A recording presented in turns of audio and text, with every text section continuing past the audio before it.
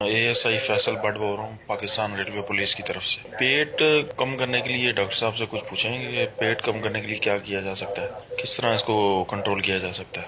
पेट कम करने के लिए तो सबसे पहले अपना जो खाने का शेड्यूल है उसको आपको तरतीब देना पड़ेगा कि आपका जो काम करने का स्टाइल है, काम करने का वर्क करने का जो स्टाइल है वो किस किस्म का है। या बहुत ज़्यादा आपको उसमें भाग दौड़ करनी पड़ती है या आराम से ऑफिस में बैठने वाला काम है, उसी हिसाब से अपने ग़िज़ा को आपने तरतीब देना पड़ेगा। क्योंकि मोटा आदमी या पेट उसी वक्त निकलता है इंसान का जब उसकी बॉडी की रिक्वायरमेंट के हिसाब से ज़्यादा वो खा रहा होता है। उमूमी तौर पे देखा गया है कि ऑफिस वगैरह में जो लोग काम कर रहे होते हैं या जो ऐसी जगह पे काम कर रहे होते हैं जिनका सिर्फ बैठने का काम होता है, तो वो यही होता है कि खाते हैं, पीते हैं, बैठ जाते हैं या फिर कंप्यूटर पे काम करते रहते हैं, कोई एक्टिविटी होती नहीं है उन लोगों की।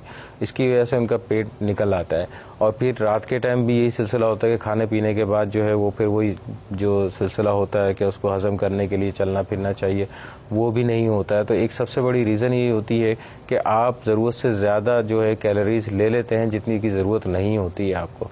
तो सबसे पहले तो आपको अपनी जो आपको जिस्म में ज़रूरत है उस हिसाब से उसको चार्ट बनाना पड़ेगा। उसके बाद हल्की फुल्की सी एक्सरसाइज जो होती है, स्पेशली पेट के लिए भी एक्सरसाइजेज आती हैं, वो आपको मालूमात हो जाएंगी, किसी भी एक्सरसाइज वाले से मालूम कर सकते हैं आप।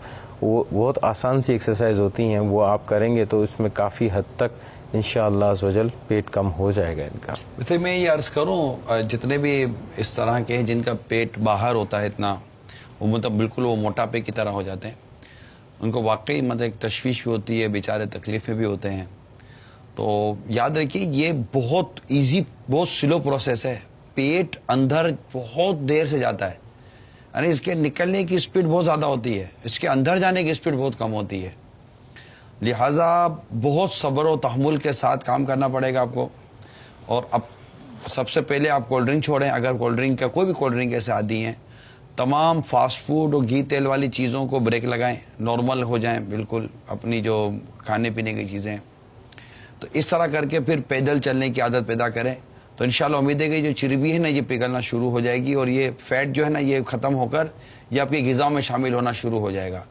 तो एक और चीज़, चंद मुख्तसर सी एक्सरसाइज हैं, जैसे आप खड़े हो जाएं और खड़े होकर आप मतलब हाथ को ऊपर करके घुटने बेंड किए बगैर यूं जाकर हाथ को कोशिश करें अपने पाँव के अंगूठे तक लगाएं, पाँव बेंड नहीं होने चाहिए।